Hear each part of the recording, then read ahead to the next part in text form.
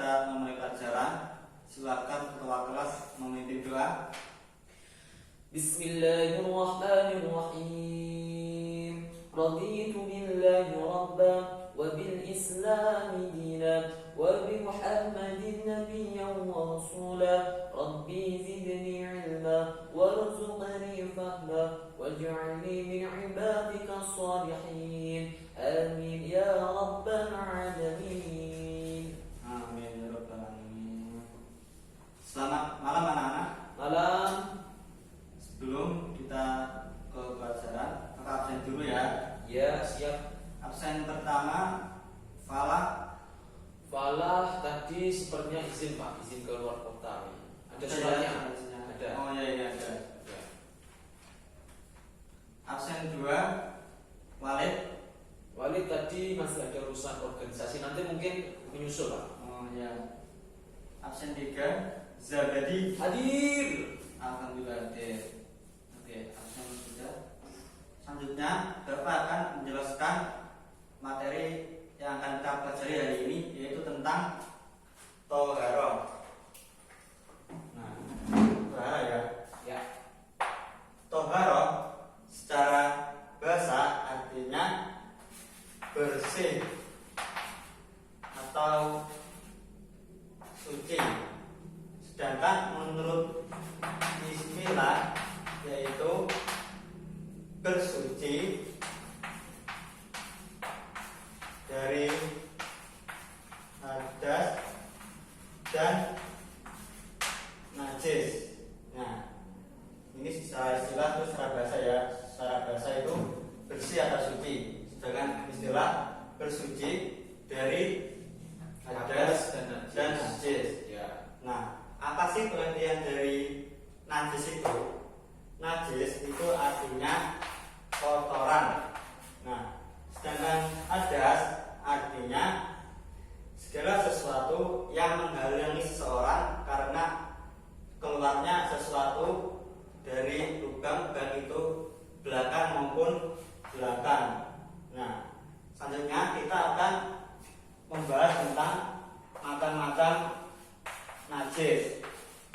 Itu ada 3. Yang pertama najis mukhafafah, yang kedua najis mutawasito, yang ketiga najis mughalladho.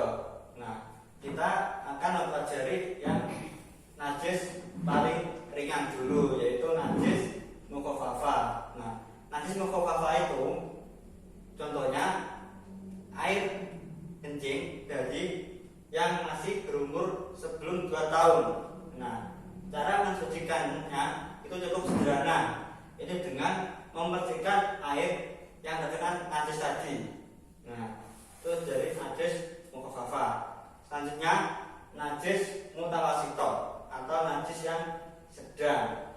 Nah, contohnya apa najis mukhafafah itu? Seperti air kencing, terus kotoran manusia, nah itu najis mukhafafah, dan kotoran hewan juga najis mukhafafah. Terus caranya mensucikan bagaimana? Yaitu dengan cara membersihkan dengan air sampai benar-benar hilang najisnya dan sampai suci. Nah, najis mukhafafah itu dibagi menjadi 2. Yang pertama ainiyah, yang kedua hukmiyah. Nah, ainiyah ini yaitu najis yang tampak baik dari segi wujudnya, rasanya, warnanya maupun baunya. Seperti apa? Contohnya kotoran ya, kotoran manusia atau kotoran hewan. Nah, cara mensucikannya cukup mudah, yaitu dialiri air sampai benar-benar hilang kotorannya dan hilang tampaknya, terus warnanya, zatnya, dan baunya. Nah, yang kedua itu hukmiyah. Hukmiyah itu yang tidak tampak baik wujudnya, rasanya, baunya maupun zatnya. Nah, cara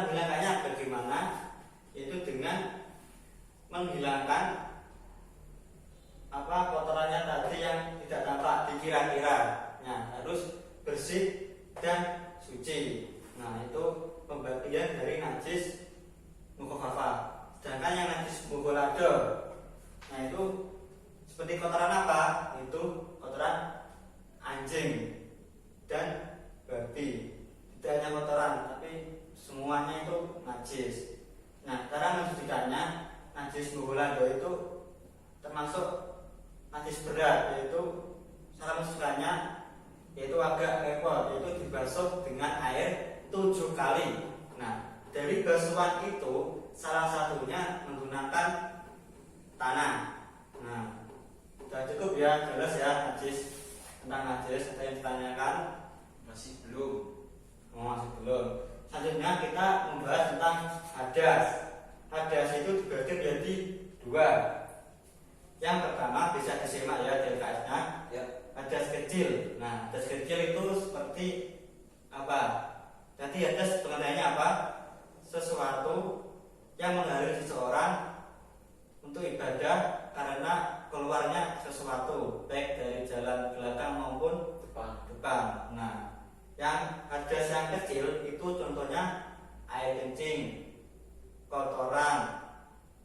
Nah, apalagi kentut itu termasuk hadas Kecil. Ya. Nah, cara mensucikannya itu cukup dengan berwudu. Nah, selanjutnya hadas besar. Hadas besar contohnya seperti kalau yang laki-laki keluar sperma karena hamil basah. Ya. Terus yang perempuan seperti haid dan nifas. Ya. Cara mensucikannya yaitu dengan mandi besar. Nah, mandi besar. Sudah pernah mandi besar ya Pak ya? Sudah Pak. Sudah ya. Saya kira Pak sudah. Kalian semua sudah mengerti yang mandi besar ini. Ya, sudah biasa. Nah, sudah biasa. Selanjutnya macam-macam taruh yang lain yaitu dengan berwudu. Nah, Bapak kira kalian semua sudah pernah berwudu semua ya? Alhamdulillah. Bapak akan ulang lagi supaya bisa lebih paham. Wudu secara bahasa itu artinya bersih. Nah, secara istilah wudu adalah membasuh anggota badan yang tertentu dengan menggunakan air yang suci. Nah, jadi wudu itu wajib dilakukan seseorang ketika mau melaksanakan ibadah. Nah, kalau seorang melakukan ibadah tidak mempunyai wudu, maka ibadahnya tidak sah. Seperti sholat harus wudu dulu ya. Nah, baik sholat wajib maupun sunnah. Nah, di dalam Al-Quran pun sudah dijelaskan dalam surat Al-Maidah ayat 6. Bisa dibaca Mas Jabadi. Bismillahirrahmanirrahim. Ya ayyuhalladzina amanu idza qumtum ila sholati faghsilu wujuhakum wa aydiyakum ila al-marafiqi wamsahu bi ru'usikum wa arjulakum ila al-ka'bayn. Al-ayah.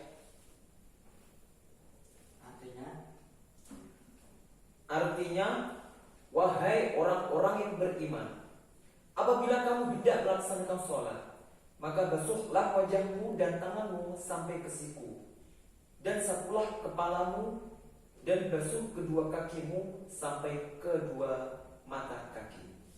Nah, itu dari tentang wudu. Selanjutnya kita ke syarat wudu. Apa sih syarat wudu itu? Nah, ini masih banyak yang belum mengetahui ya. Biar lebih paham, syarat wudu adalah semua perkara yang harus dilakukan seseorang sebelum berwudu. Nah, apa saja? Itu di LKS ada 5 ya.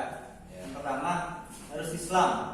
Nah, jadi kalau belum Islam harus membaca syahadat, 2 kalimat syahadat dulu.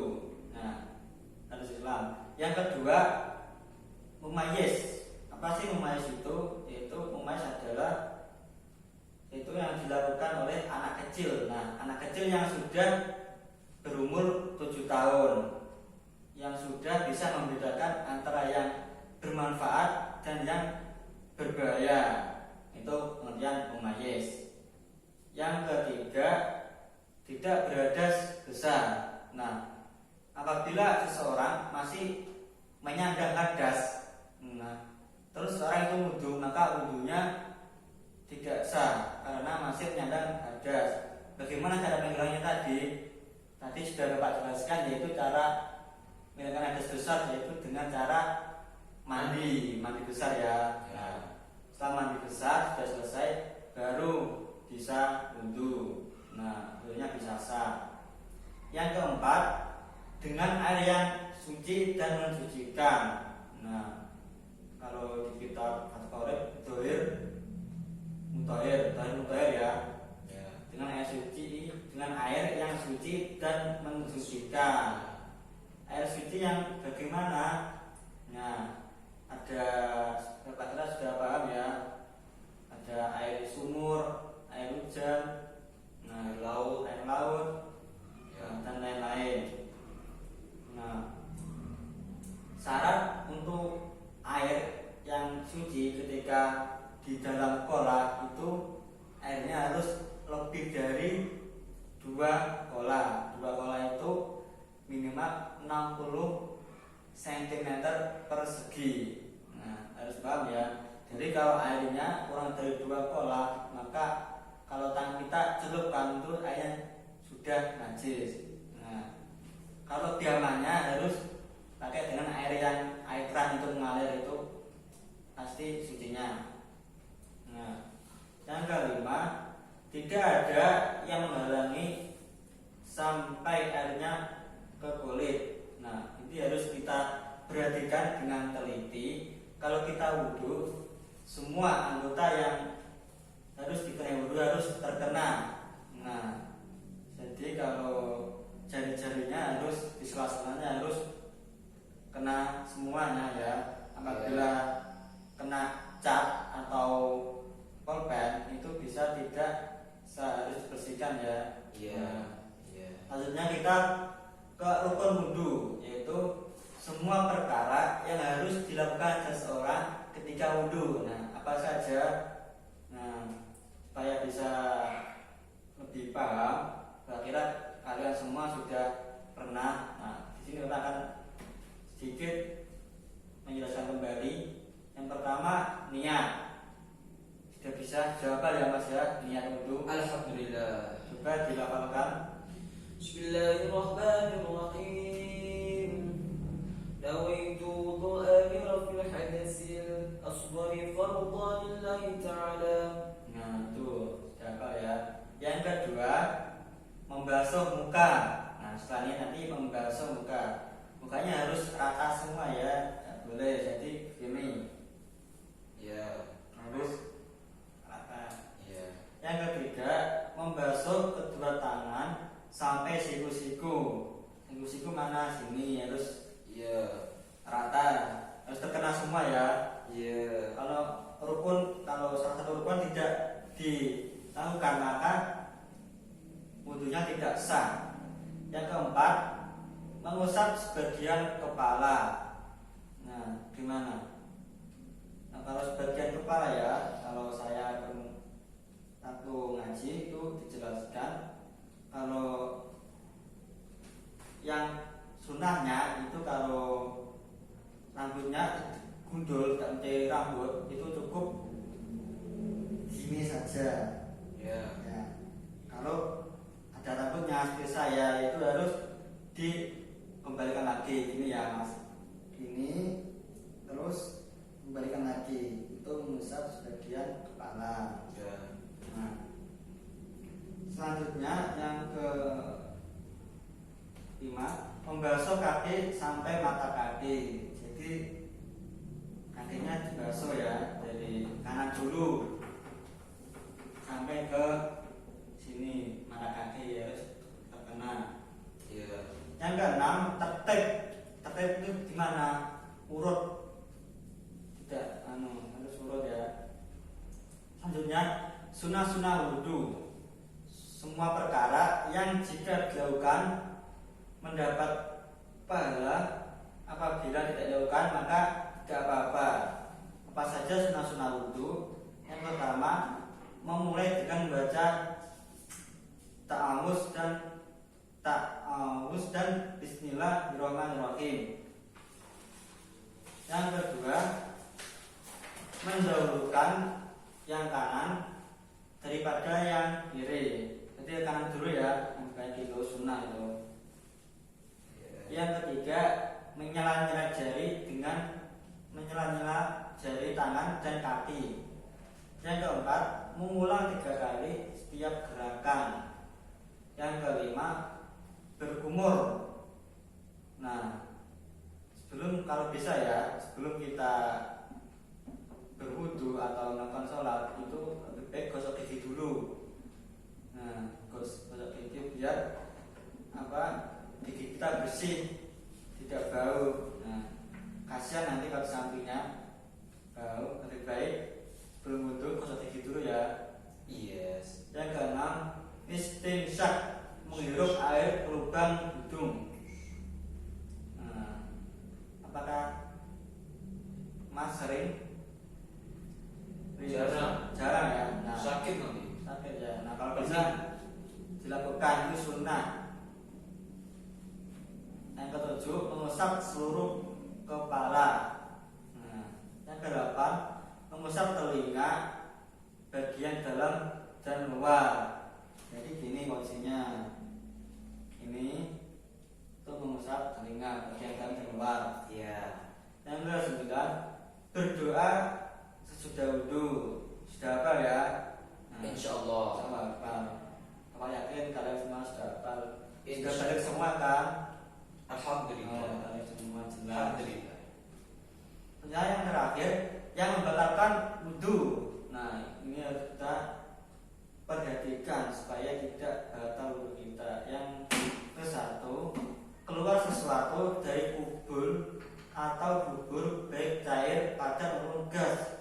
Nah, kalau kita sholat tiba-tiba misalnya kentut ya, atau kita sebelum melakukan sholat kita kan wudu. Nah, terus kalau wudu kita kentut, maka wudunya wajib diulangi lagi. Yang kedua, bersentuhan kulit yang bukan muhramnya.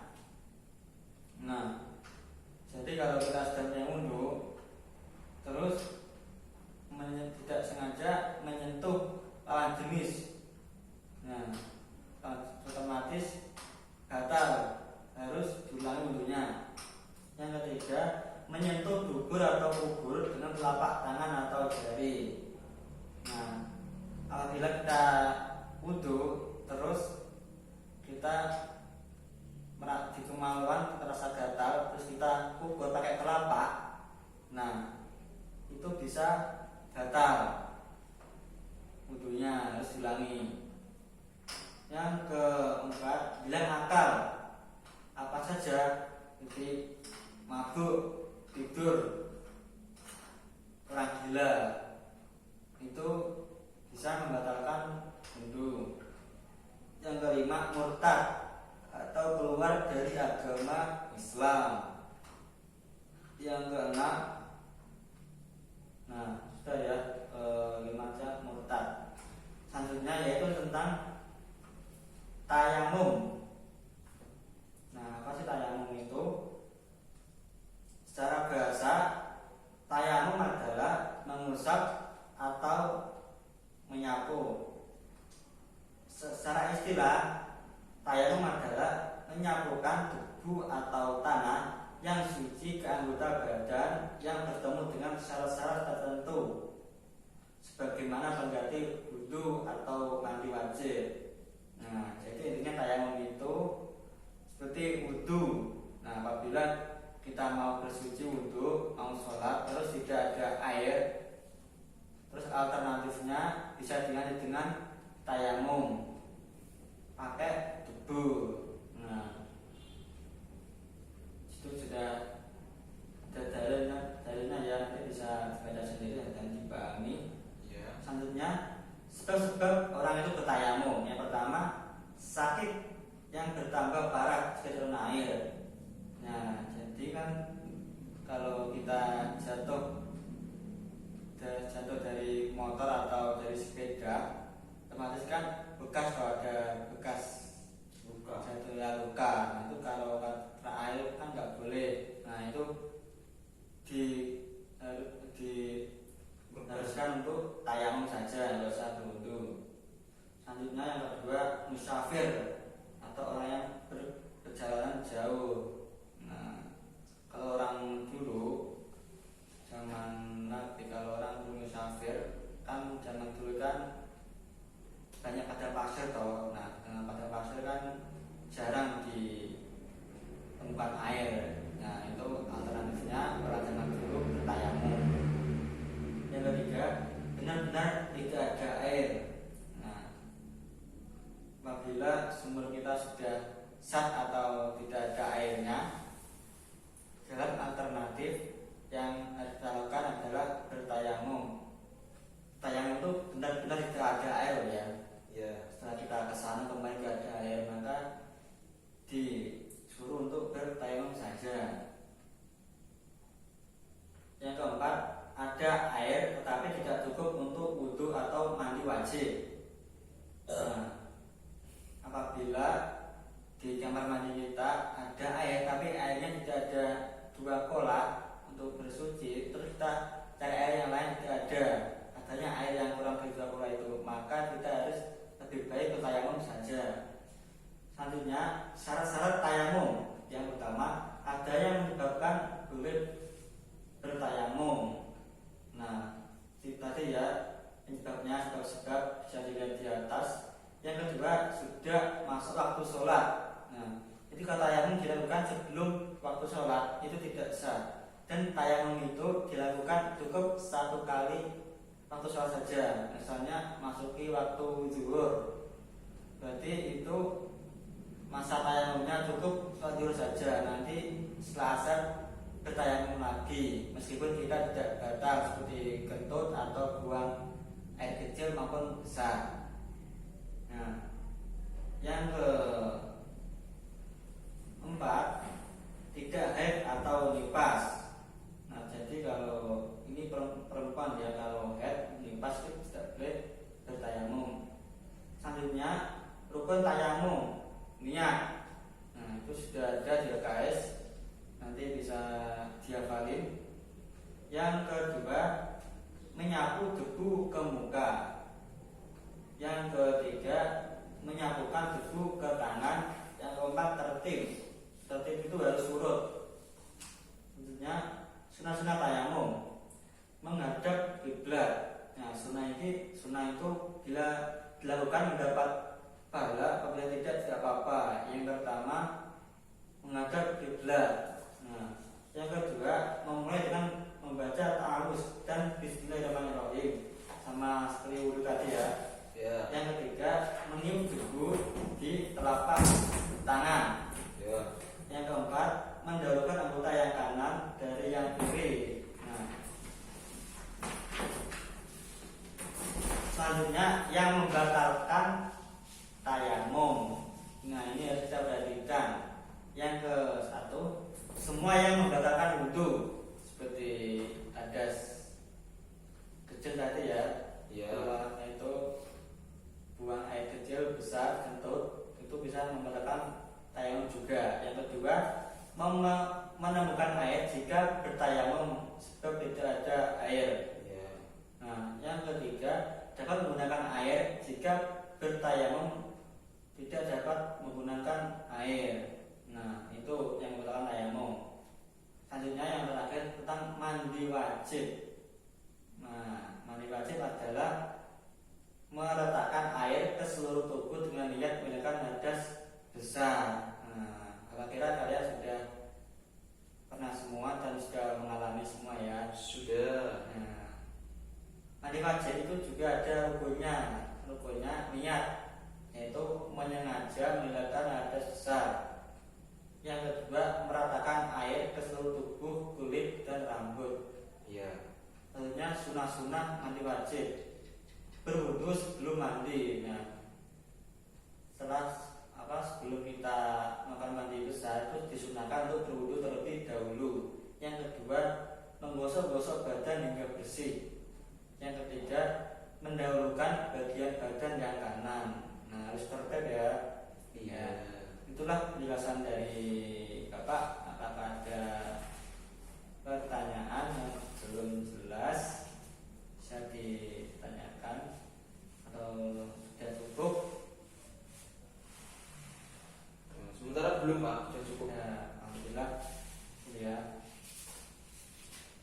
itulah penjelasan dari Bapak. Kurang lebihnya mohon maaf. Oh iya, Bapak akan menugaskan kalian buka atas kalian halaman 40. Di situ ada soal. Ya. Kalian kerjakan ada 20 soal. Ya. Nah, ada 10 pilihan ganda, 10 esai. Kalian kerjakan ya, minggu depan dikumpulkan. Bapak akan nilai ya. Ya. Itu ya. Kurang lebihnya mohon maaf. Sebelum kita mengakhiri pelajaran, silakan ketua kelas mengakhiri dengan doa. Alhamdulillahi Rabbil Alamin. Wal asri innal insana lafi khusrin illa alladhina amanu wa amilus salihati wa tawassaw bil haqqi wa tawassaw bis sabr. Walhamdulillahi Rabbil